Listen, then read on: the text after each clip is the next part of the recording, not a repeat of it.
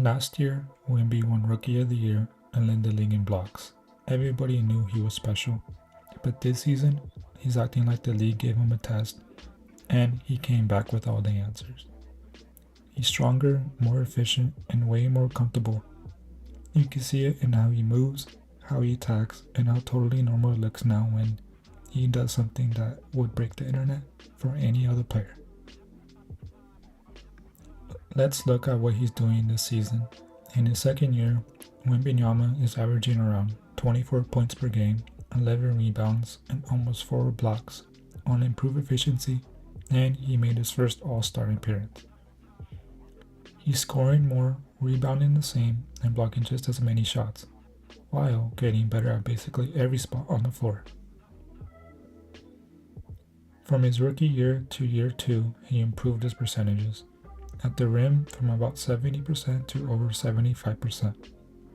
In floater range and mid-range, and even on above the break threes from around 31% to almost 36%. That's the kind of jump you usually see from veterans hitting their prime, not a 21-year-old in just his second season. Here's where it gets wild. His defense somehow got better. He's already turning layups into bad shots. When he contests at the rim, opponents go from the normal 67 to 68% in the restricted area to under 47%. Now, in year 2, he's stronger, more physical, and he's become one of the best finishers inside the entire league, ranking near the top and finishing within 8 feet. So you're dealing with a dude who makes your layups worse, makes his layups better, and is still swatting about 4 shots a night. That's how you end up as a legit Defensive Player of the Year favorite in just your second season.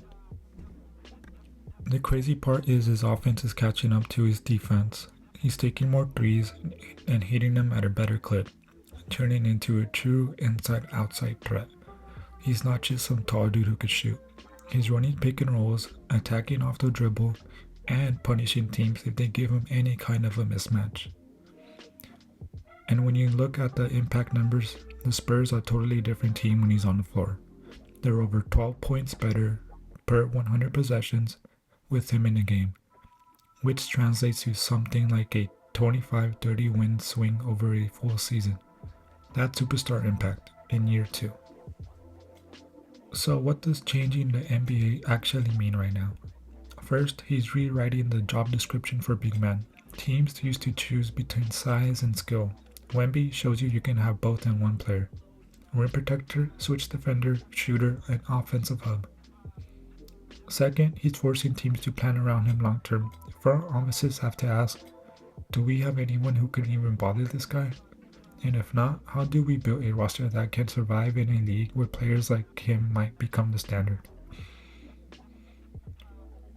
And third, his on and off impact and early dominance are already making people talk about him as a future face of the league. The kind of player you build TV schedules and playoff plans around. In his second season, he dropped a 50-point game and hit multiple threes in the same night, showing off the full unicorn package in one performance. He's already winning over 80% of his jump balls, which sounds small, but it literally gives the Spurs free extra possessions just because he's taller, longer, and quicker off the floor than everyone else. Impact metrics say the Spurs play like a playoff team when he's on the court, even though the rest of the roster is still super young and developing. Victor Wembanyama isn't just a hot story, he's a blueprint. In just 2 seasons, he's gone from can he live up to the hype to how are we supposed to deal with this for the next 10 years. He's shrinking the court on defense, stretching it on offense, and forcing the entire NBA to level up. And the wildest part, it still feels like he's just getting started.